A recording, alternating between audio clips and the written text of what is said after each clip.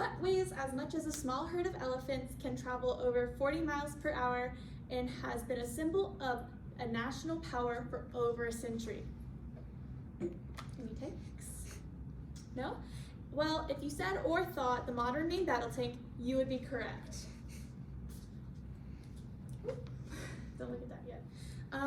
1 in every $10 you give the government in taxes is given to the military for various expenses, one of which is the M1 Abrams main battle tank program that has cost the US government over $40 billion, meaning each person in this room that has paid taxes has about a $100 stake in the program. After researching this weapon of war for many hours, I am happy to present to you with my findings. The M1 Abrams is a versatile and effective weapon of war, and today I will be discussing with you the early beginnings, as well as the M1 Abrams and the technology it holds and how it relates to current events. To begin, in accordance with the M1 Abrams handbook, the M1 Abrams was a joint venture program between the US and Germany to produce a main battle tank. In 1978, Chrysler began the production. Just 2 years later, the first operational Abrams entered the service. And as effect of this, the patent series was replaced and retired by the M1 Abrams.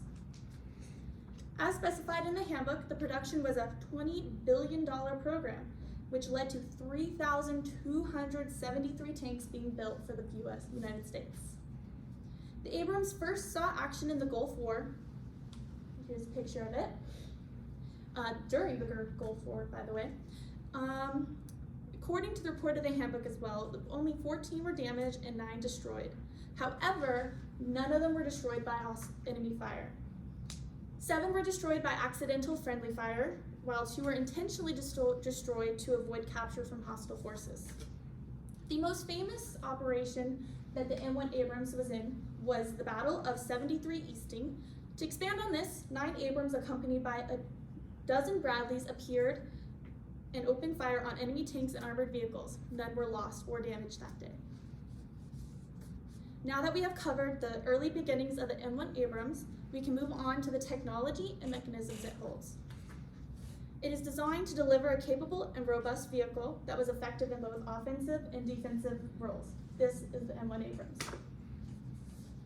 The defense aspect is achieved through enhanced crew survivability. As specified in a Washington Post article written by Charles R. Babcock, the tank's low framework and armored panels provide an increased protection.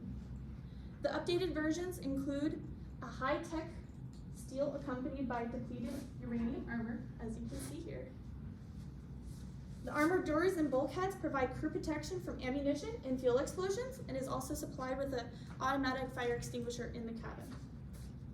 The offensive aspect of the Abrams is equipped with a 105 to 120 millimeter cannon right here. In accordance with the Chicago Tribune, the cannon supplies firepower for armed formations, as well as provided with uranium-tipped bullets and self-propelled artillery, which I have, if it'll show it, a video here of it shooting.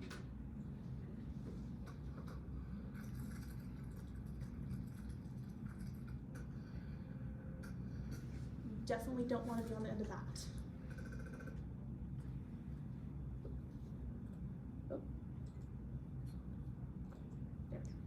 Okay. The computerized system makes it capable of maintaining a technological advancement, as it is able to fire accurately during nighttime as well as on the move. Finally, I would like to discuss how the M1 Abrams has played a role in current events recently. In January of 2023, Biden announced that the US would be sending 31 M1 Abrams to assist Ukraine in the war. In accordance with an article posted by the Washington Post, the M1 Abrams had arrived in Ukraine, despite military officials saying that it would take 1 to 2 years for the weapons to even reach the battlefield. A Ukrainian official had stated that less than half of the tanks had arrived. The Ukrainian troops still needed help to learn and operate and maintain the Abrams, which they started by training at the US Army base in Germany. Here's a nice little painting of it. Russia denounced the arrival of the first batch of Abrams.